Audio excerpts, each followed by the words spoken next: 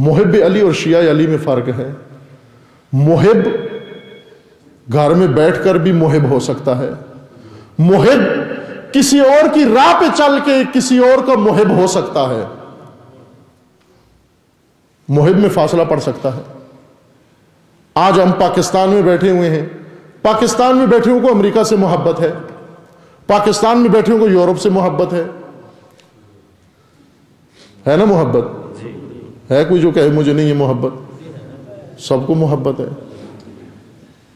امریکہ سے محبت ہے, پیدا پاکستان میں ہوئے محبت امریکہ سے ہے, پیدا پاکستان میں ہوئے محبت انگلستان سے ہے. ہو سکتا ہے بہت سارے لوگ ایسے ہیں جو پیدا کس ماں باپ کوئی اور ہے, محبت کسی اور سے ہے. ہو سکتا ہے, فاصلہ ہو سکتا ہے, لیکن شیعہ اور اس کے مولا میں فاصلہ نہیں ہو سکتا. اس لیے بہت ساری دفعہ یہ لوگ آتے ائمہ کے سامنے آ کر کہتے اے امام ہم آپ کے شیعہ ہیں. امام مجتبیٰ کے پاس ایک شخص آیا اور آ کر کہنے لگا انا من شیعتکم, میں آپ کا شیعہ ہوں. امام نے فرمایا توبہ کر, استغفار کر, توبہ کر, استغفار کر. تعجب سے کہنے لگا میں نے کیا کیا؟ فرمایا یہ جو دعویٰ زبان پہ کیا ہے تو نے کہ میں تمہارا شیعہ ہوں, اس کی بابت توبہ کر. جب تک توبہ نہیں کرے گا تیرے گناہ میں اضافہ ہی ہوتا رہے گا. اس نے کیا کہا تھا؟ میں آپ کا شیعہ ہوں, یہی کہا تھا اس نے, اور کچھ بھی نہیں کہا. اسی پر امام فرما رہے ہیں تو توبہ کر. کیوں توبہ کر؟ امام نے فرمایا اس لیے کہ تو ہمارا شیعہ نہیں ہے. کہنے لگا میں آپ کے لیے محبت رکھتا ہوں, میں آپ کے دشمنوں سے عداوت رکھتا ہوں. امام نے فرمایا اس کی میں تائید کرتا ہوں. تو ہم سے محبت رکھتا ہے, تو ہمارے دشمنوں سے عداوت بھی رکھتا ہے, لیکن تو ہمارا شیعہ نہیں ہے. کیوں؟ اس لیے کہ اگر تو ہمارا شیعہ ہوتا تو میں صلح کیوں کرتا؟ اگر علی کو شیعہ ملتے تو علی 25 سال سکوت میں کیوں گزارتے؟ اگر حسین کو شیعہ ملتے تو بے دردی کے ساتھ کربلا میں قتل کیوں ہوتے؟ اگر زین العابدین کو شیعہ ملتے تو ساری عمر کیوں روتے رہتے؟ اگر امام کاظم کو شیعہ ملتے تو بغداد کے زندانوں میں کیوں جان دے دیتے؟ اگر امام رضا کے شیعہ ہوتے تو دن دہاڑے امام کو اٹھا کے خراسان کیوں لایا جاتا؟ اور اگر آج بھی اس زمین پر شیعہ ہوتے تو وہ 12ویں حجت 1200 سال سے پردہ غیبت میں نہ ہوتی. فرق کیا ہے محب اور شیعہ میں؟ محبت تو کسی سے بھی کی جا سکتی ہے. شیعہ, لفظ شیعہ قرآن نے بار بار استعمال کیا ہے. عباس بھی ایک کرتے ہیں کہ جی شیعہ کہاں سے شروع ہوا, شیعہ کس نے کہا, شیعہ کون ہوتا ہے. یہ شبہات عموماً ممبروں پر جو بات آ جائے پھر وہ بات کہیں سے کہیں چلی جاتی ہے. یہ شیعہ لفظ رسول اللہ نے فرمایا تھا, یا علی انت و شیعتوں کا. شیعہ بہت عظیم عظیم مقام ہے. سب سے عظیم کیٹیگری مسلمان کی شیعہ ہے. شیعہ, توجہ فرمائیں, شیعہ. اب جب کہیں سرزنش کی بات آتی ہے تو ہم ساتھی کو دیکھنا شروع کر دیتے ہیں کہ اس کے بارے میں کہہ رہے ہیں. جب کبھی ایمان کی اور اس کی بات آتی ہے ہم اپنے آپ کو دیکھتے ہیں کہ یہ ہمارے بارے میں ہو رہی ہے بات. نہ, پہلے سن لو شیعہ ہوتا کیا ہے, پھر گریبان میں دیکھنا ہے ہم شیعہ ہیں یہ شیعہ نہیں ہے. سب سے مسلمان کی سب سے اعلی ترین کیٹیگری کو شیعہ کہتے ہیں. سب سے اعلی مسلمان, جس سے بڑھ کر کوئی اور درجہ نہ ہو, اس کو شیعہ کہتے ہیں. وہ شیعہ ہے. شیعہ کا لفظ عربی لفظ ہے, یہ بھی عربی زبان کا ہے. اب عام لوگوں سے جا کر پوچھیں شیعہ کون ہوتے ہیں, وہ کہتے ہیں جو محرم میں نظر آتے ہیں. ایسی ہے نا تعریفات, ڈیفینیشن شیعہ کی. شیعہ کون ہے جو محرم میں نظر آتا ہے. پھر پوچھو شیعہ کون ہے, کہتے ہیں جو مسجدوں میں نہیں ہوتا. اس طرح کی علامتیں لوگوں نے, یا کہ کالے کپڑے جیسے پہنے ہوتے ہیں. نہ عزیز من, شیعہ سنو کیا ہوتا ہے.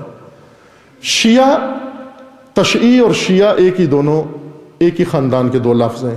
تشیع اور شیعہ, تشیع اور تشیع, کہ وہ عام طور پر غلط, یہ اصلاح بھی کر لیں مومنین, کہتے ہیں اہل تشیع, ہم اہل تشیع ہیں, دوسرے مومنین دوسرے مسلمان اہل سنت.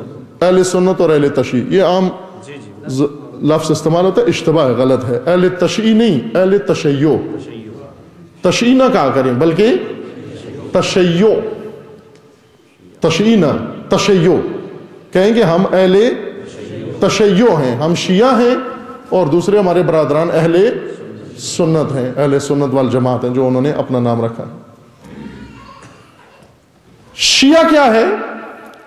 شیعہ کس سے ہی دوسرا ایک لفظ بنا ہے تشیع۔ تشیع عام طور پر جنازے کے لیے استعمال ہوتی ہے، کہ جب جنازہ اٹھتا ہے، کسی کا کوئی عزیز فوت ہو جاتا ہے، اس کو تابوت میں رکھتے ہیں، کندھوں پہ اٹھا کے لے جاتے ہیں۔ بعض اوقات اس عزیز کے ایسے بوڑھے بزرگ وارث ہوتے ہیں، اس کے نانا نانی دادا دادی بزرگ جو ہوتے ہیں، جو چل نہیں سکتے، یا بیماری کی وجہ سے یا بڑھاپے کی وجہ سے چل نہیں سکتے، لیکن یہ ان کے خاندان سے یہ بیٹا ان کا، بیٹی ان کی، پوتا ان کا، نواسا ان کا، کہ خدا سب کے مومنین سب کے اولاد کو انشاءاللہ صحت و سلامتی عطا فرمائے۔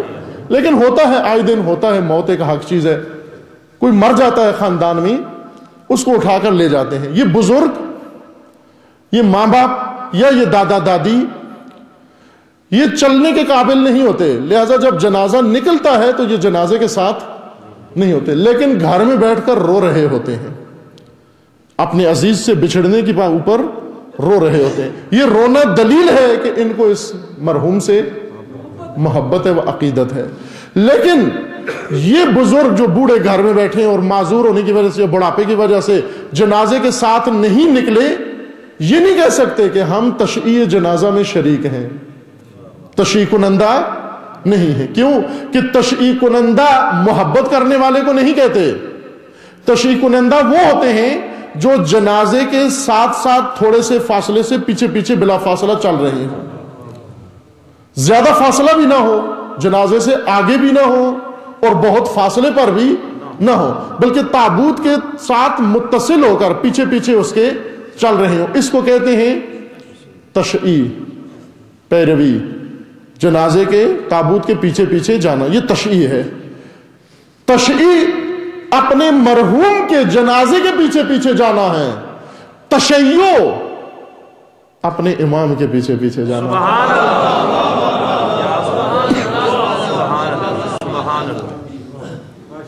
تشیع اپنے امام کے پیچھے جانا ہے، ورنہ اگر آپ اپنے امام کے لیے گھر میں بیٹھ کر روتے رہیں، اپنی مسجد میں روتے رہیں، اپنی امام بارگاہ میں روتے رہیں، اور امام آپ کا کہاں پہنچ جائے اور آپ پیچھے بیٹھ کر اس سے محبت میں روتے رہیں، تو آپ کا شمار محبوں میں ہوگا، شیعوں میں نہیں ہوگا۔ سبحان اللہ، کیا بات، سبحان اللہ، سبحان اللہ، سبحان اللہ۔